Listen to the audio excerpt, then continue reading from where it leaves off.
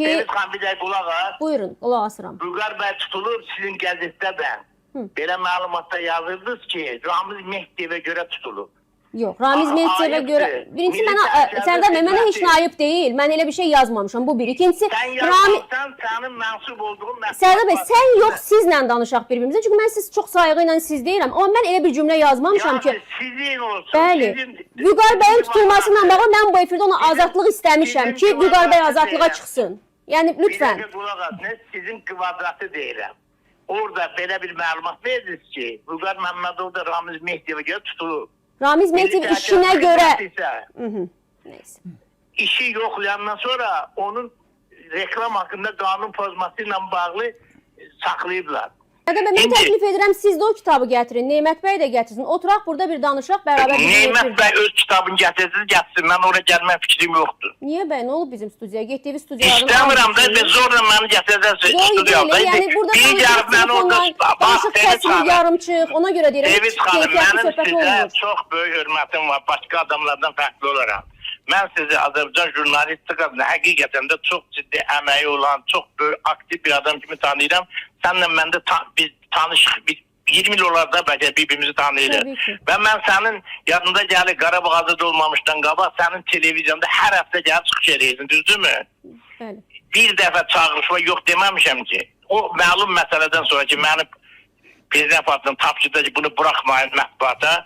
O vaxtda siz də məni bırakmadığınızda ki, mən bir dəfə... Vallahi elə olmadı. Bax, hər şeyi belə danışırsınız. Mən də qalıram pis vəziyyətdə. Sərdar bəy, dedik ki, olar mı ki, ikinci gün gələk? Siz də ondan küstünüz. Sonra da dediniz ki, Sevinç xanım, sizə prezident aparatından... Sonra bir həftə sonra dəvət elədim, gəlmədiniz. Ay Sərdar bəy, elə şey olsa mən sizi bir həftə sonra mefrə dəvət eləyərdim mi? Bir həftəlik idi mi sizin yasaqınız? Siz məni 2 həftədən sonra dəvət elədiniz, onda da... 2 həftə ödü, bir həftə sonra mıydı? Ay Sərdar, ondan sonra hər dəfə telefonla zəng eləyirəm, gəlmək istəyirəm yanınıza. Tamam, anlayıram. Mən sizin hüquqlarınıza hörmət eləyirəm. Sənə bu kitab lazımdırsa, oxumaq istəyirsənsə, mən bu kitabdan birini sənə hədiyyə kimi təqdim edə bilərəm.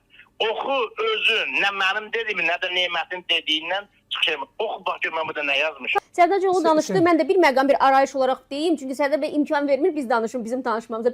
Vətən savaşından sonra bir həftə idi. Demək, bizim texniki problemlərimiz var idi. O vaxt internetdə problem var idi, efir verə bilmirdik və s. Dedi ki, bəy, bugün olmasın ki, sabah olarmı? Sərdar bəy küstü ondan sonra bizdən ki, siz məni tapşırıq veriblər prezident aparatından. Sonra dəvət elədim, növbəti həftə gəlmədi. Ki, bəs özü üçün bir, belə deyək də, bir təəssürat yadır ki, kimsə. Ondan sonra mən ondan 50 dəfə müsahibə götürmüşəm telefonla. Elə bir şey yoxdur, dəyərli izləyicilər. Sərdar Cəloğlu bizim hər zaman, bax özü də deyir, 20 illik belə deyək də, müsahib jurnalist münasibətimiz var. Və mən hər zaman ona çox sayğı ilə yanaşmışam. Düşünün ki, Sərdar Cəloğlu bütün televiziyalarda bizim Yeni Musavat Media qrupunun rəhbəri Rauf Arifoğlu barədə ən belə kəskin sözləri söyləyir. Və sonra da bizə deyir, sən qərəzlisən.